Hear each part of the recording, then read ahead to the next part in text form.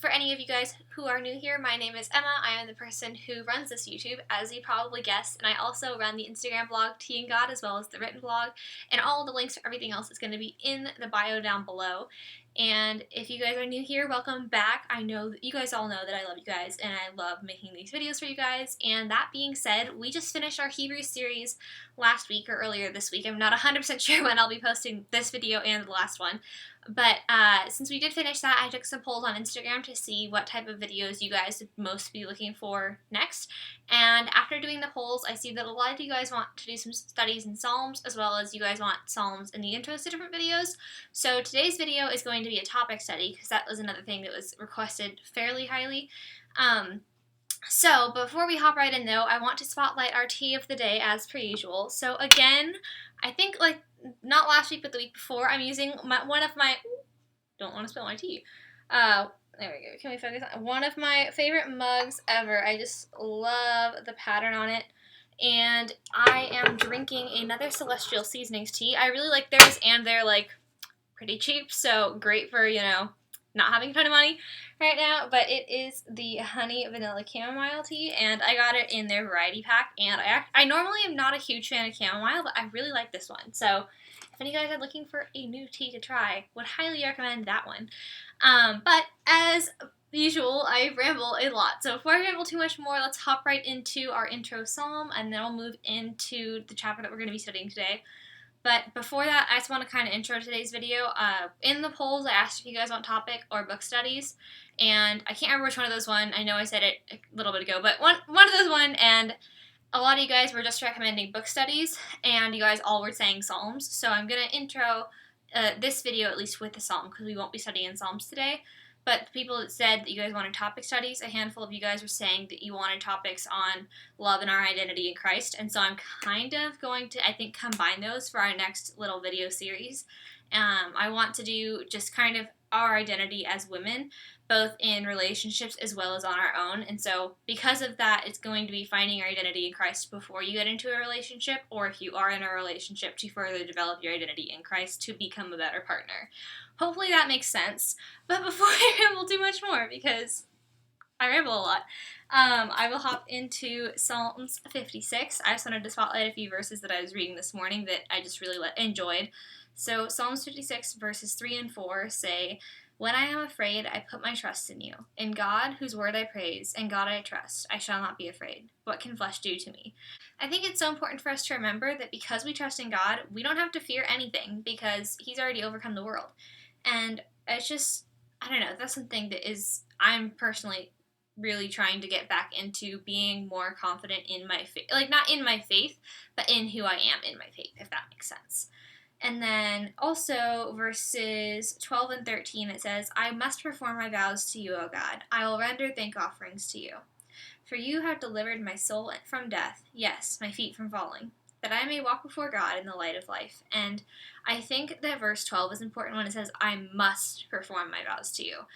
In the same way that when you, I don't know if any of you guys are like me, but I'm very much the type where I want to be more of a homemaker eventually. And so because of that, like, and also having been engaged before, there is that sense of urgency when you're in love, when you meet someone new, that you want to commit to them fully. And because of that, in the same way as that, when we're growing in our faith, we should have an urgency to want to commit ourselves to Christ, to commit ourselves to the faith.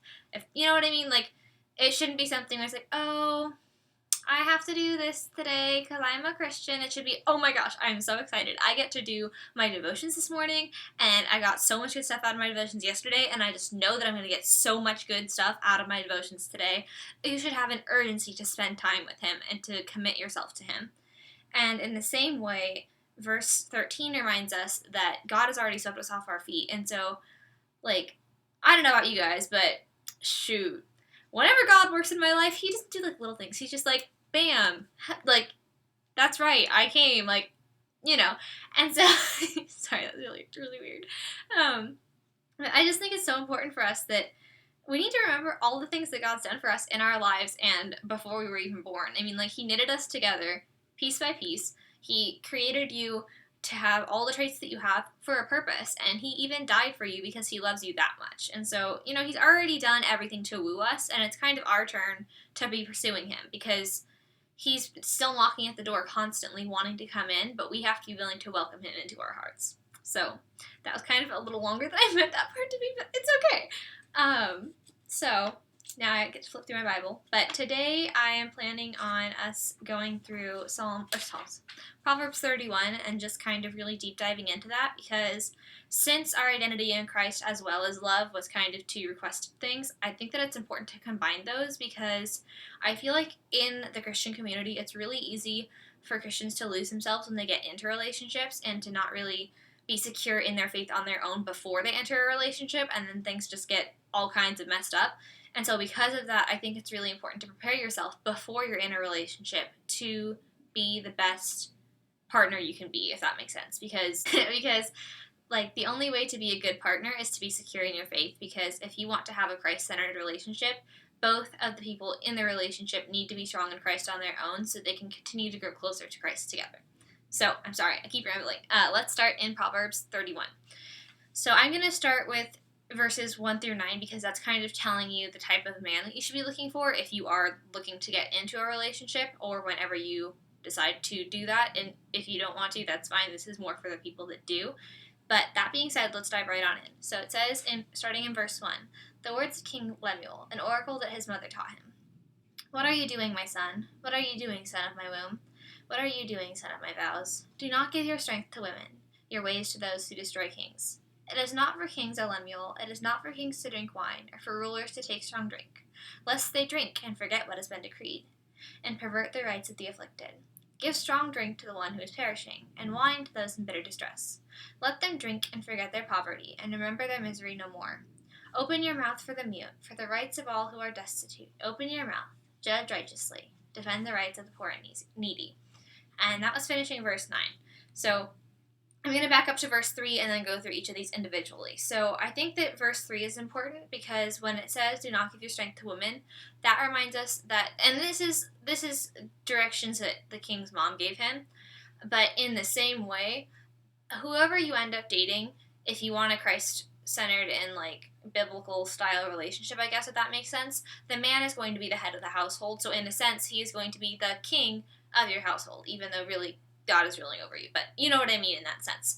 So because of that, when it says do not give your strength to women, you need to make sure that you're not getting into a relationship with someone who has a history of, like, really losing themselves in relationships and making, like, and idolizing their partner, and, is really not strong enough to resist temptation and stuff like that. Like, you need to be making sure you're dating someone that has a good history in relationships, because if you're not, like, it might not work out for you. Maybe it will, but, yeah.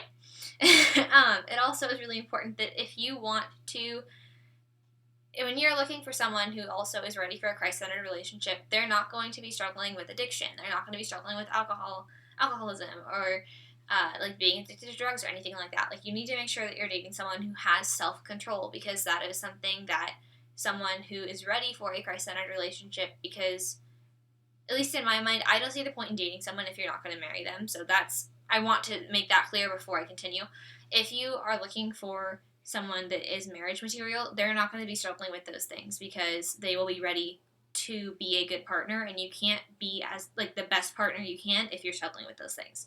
So continuing into continuing this analysis of verses 8 through 9, it's also really important that the person that if you're looking for a man who's ready for a Christ-centered relationship, he's not going to be someone who sits by and lets bad things to happen to people that don't deserve it. He's going to be standing up for the people who can't stand up for themselves. He's going to be, not even just that, but he's going to be standing up for what's right. If he thinks that something's wrong, he's going to say it. He's going to make it clear what he thinks is right, and that's something that you kind of need, because if he's going to be leading your household, you don't want someone who's passive. You want somebody who has the confidence and the, not necessarily full authority, like they don't need to be an authority figure, but they need to feel like they need to be confident enough to say things that they think need to change, if that makes sense. So, continuing into verse 10. This is all at us, ladies, alright? So, buckle your seatbelts. It's time for a wild ride. So starting in verse 10, it says, an excellent wife who can find? She is far more precious than jewels, or more precious than rubies, depending on your translation. And I just want to pause there because when I was younger, I had a person get a word of knowledge for me to just like really kind of study the definition of precious and just to remember that I'm precious to God, which I know is really corny, but like I really needed it at that season of my life. And don't mind me looking over the wall. I have it written on the wall. I just don't have it memorized anymore. But the definition of precious is too valuable or important to be used carelessly. So I think it's really important for you to remember as a woman of God that you are too important and too valuable to be used carelessly. So before you get into any relationship, you need to really be sure and confident in yourself and in your identity in Christ to know that if someone is treating you poorly, it's okay for you to leave that relationship or for you to stand up and be like, hey, this is not okay. This is not respecting me. This is not respecting our Christ's plan for our relationship. And, it's okay for you to stand up for yourself in that sense because you are not worthless. You have worth and you have value beyond measure. So continuing into verse 11, it says, the heart of her husband trusts her, and he will have no lack of gain. She does him good and not harm all the days of her life. Now that I think is important because before you are ready for a Christ-centered relationship, and if you're in a relationship right now, at least be developing this, you need to be trustworthy for your partner. You need to be a beneficial addition to their life because if you're not that you like a relationship is based on who is like doing more for the other person, but if you're not a beneficial addition to someone's life, there's not really a reason for you to be there. If that makes sense. Like, you want to really be able to nourish and help your partner grow in who they are and who you, and so that they can do, like, not that it needs to be an equal exchange, but if you want to be able to be the best partner you can be, you need to be secure enough in yourself that you can help others along the way too, if that makes sense. So continuing into verse 13, it says, she seeks wool and flax and works with willing hands. She is like the ships of the merchant. She brings her food from afar.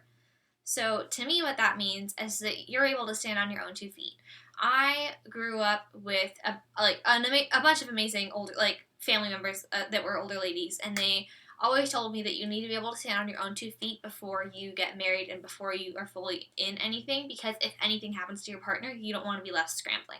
Now, that being said, I don't think there's anything wrong with being a homemaker and all that stuff. I think that that's my ultimate goal in life, is to do those things, but at the same time, I also want to be able to provide for my family if anything were to happen to my spouse, if that makes sense. So, continuing, it says, she rises while it is yet night and provides food for her household and portions for her maidens. She considers a field and buys it. With the fruits of her hand she plants a vineyard.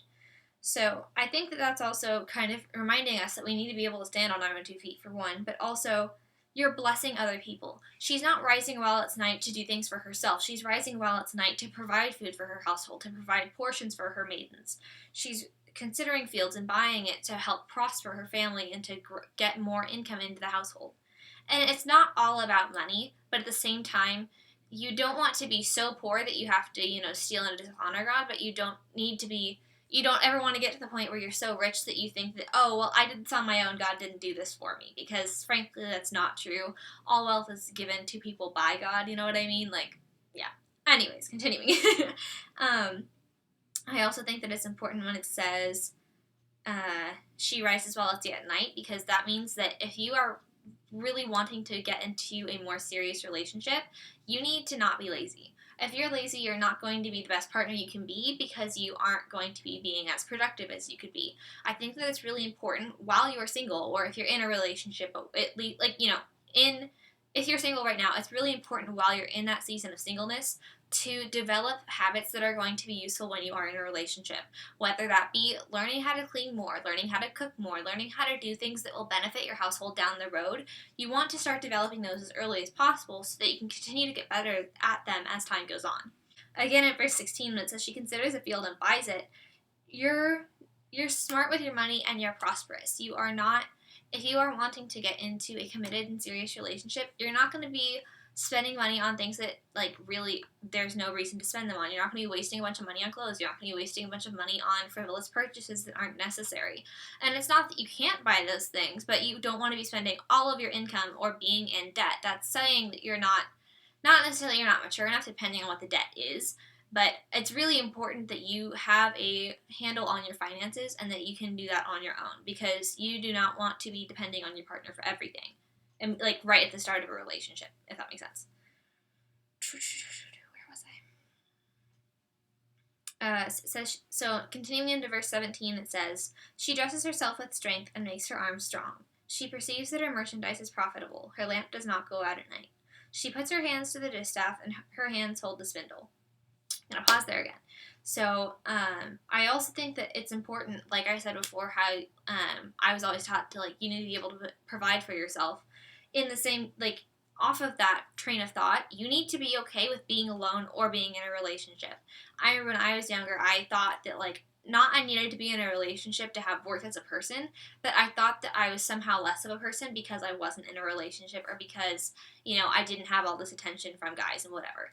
And as I've gotten older, I've realized that that's not a bad thing, and that loneliness and being alone are two different things. You need to be okay being alone, because if you can be alone, you will be a much better partner than if you're someone who needs to have someone else to be okay. Does that make sense? Hopefully that makes sense. So, continuing into verse 20, it says, "She opens her hand to the poor and reaches out her hands to the needy. She is not afraid of snow for her household, for all her household are clothed in scarlet."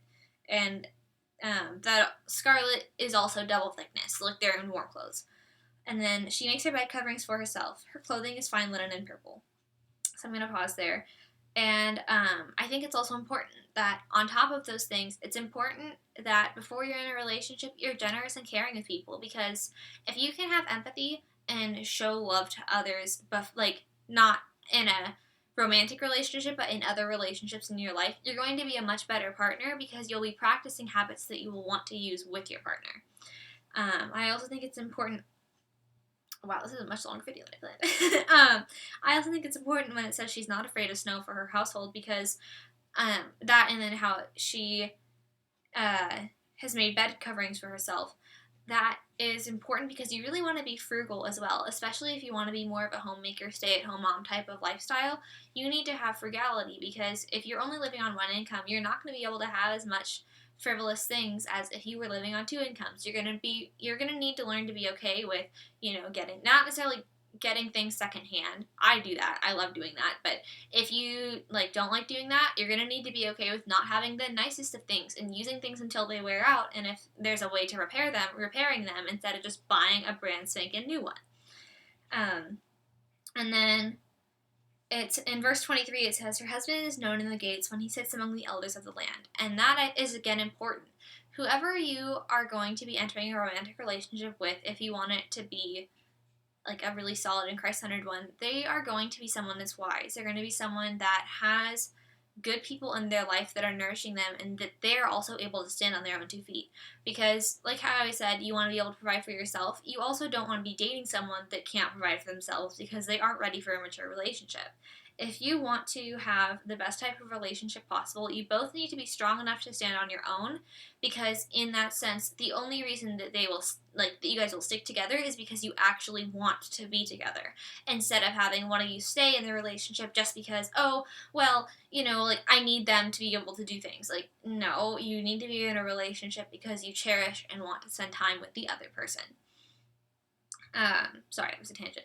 So, continuing into verse 24, it says, "She makes linen garments and sells them. She delivers sashes to the merchants." And I don't know, this is what I personally want to do, but I don't know if this is just because of my own personal thoughts, or if this is what it's saying.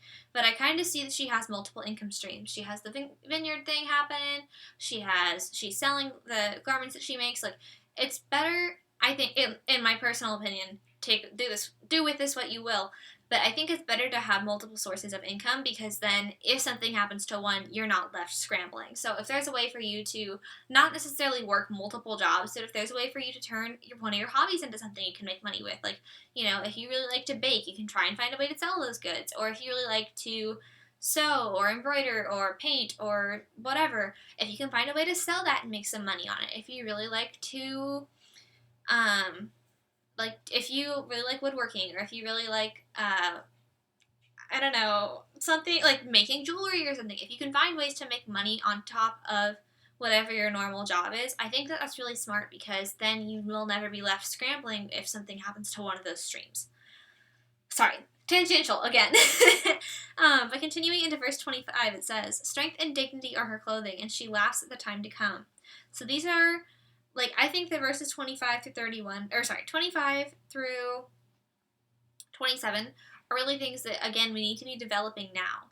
You need to have confidence in being sure in yourself and in your identity in Christ, so that when you're with someone else, that you are strong enough in who you are to know when things are wrong and when things are right. And also, it's really important when it says she laughs at the time to come, or laughs without fear of the future. It's so important for you to be so much trusting in God's plans for you that you aren't worrying about what the future holds. That instead of worrying and wasting all this time and energy on worrying, you can be developing things that are going to help you down the line, and you can be really trusting that God will help you figure it out as you go, while following His direction in the present moment. So verse 26 says, "She opens her mouth with wisdom, and the teaching of kindness is on her tongue. She looks well to the ways of her household, and does not eat the bread of idleness." So verse 26 reminds us to be wise and kind, and I think that verse 27, when it says, "She looks well to the ways of her household," is reminding us that instead of waiting until you need to prepare for things, you need to prepare for various difficulties that you're going to inevitably face in life in advance.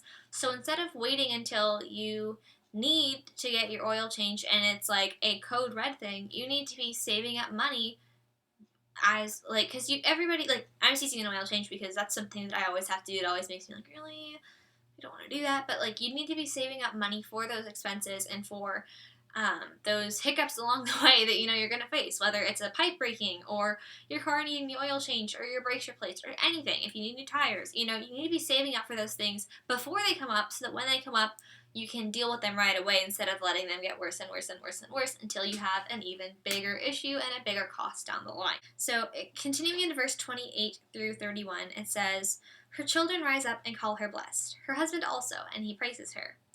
Many women have done it excellently, but you surpass them all. Charm is deceitful and beauty is vain, but a woman who fears the Lord is to be praised. Give her the fruit of her hands, and let her works praise her in the gates."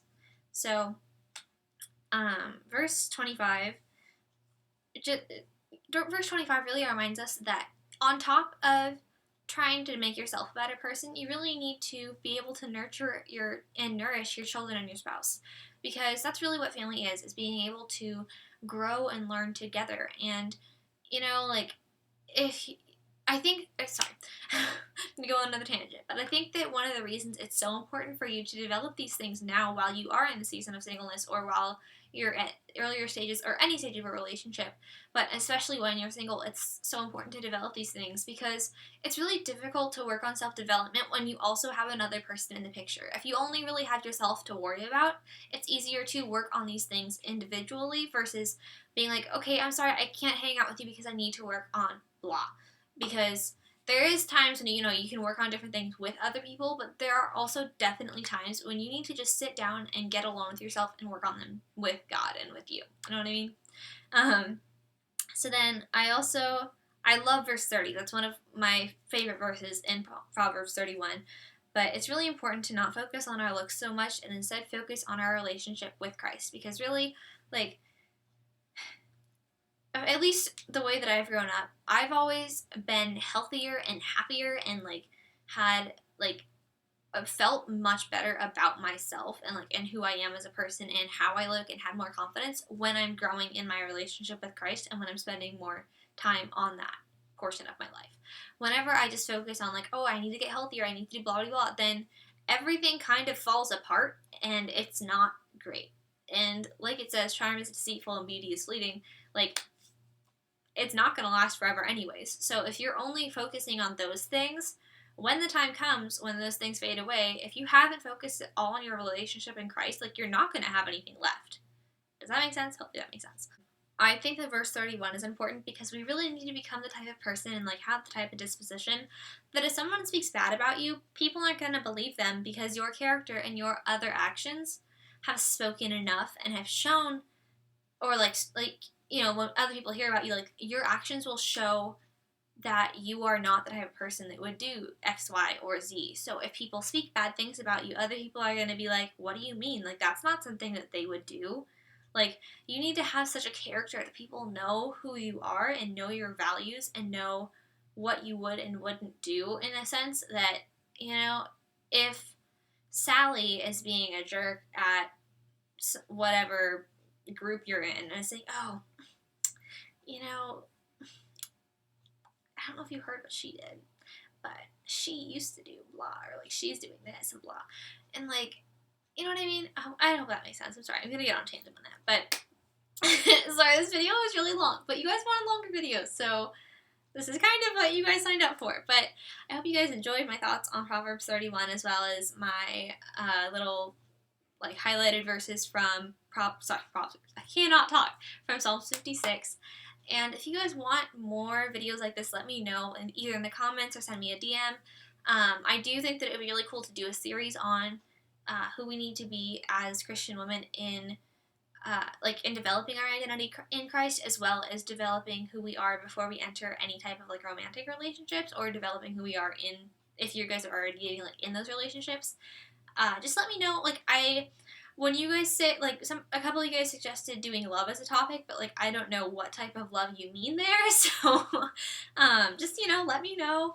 And if you guys like this video, please feel free to leave a like on it. It does really help the channel and help us to be able to spread these videos to other people. And if you guys know anyone that you think would benefit from this, please feel free to send the video their way. And if you are new here and you've stuck around this long, first of all, thank you for listening to me ramble about Jesus. But please feel free to subscribe down below to get more content like this, and check out some of our other videos here. As usual, I hope that you guys, if you guys leave this video with nothing else, leave knowing how loved and precious and cherished you are by the God who created you, stitch by stitch. And I really hope you guys enjoyed this video today. I keep saying the wrong one. Proverbs 31 is one of my favorite chapters, and it's one of the ones that I have read over and over and over and over. So I really hope that you guys just enjoyed kind of hearing my perspective on it, and then also just hearing it being read, because it's something that I feel like a lot of us either read too often or don't read at all. So yes, I'm going to go now before I ramble more. But thank you guys so much for watching this video, and I will see you guys in the next one. Bye, guys.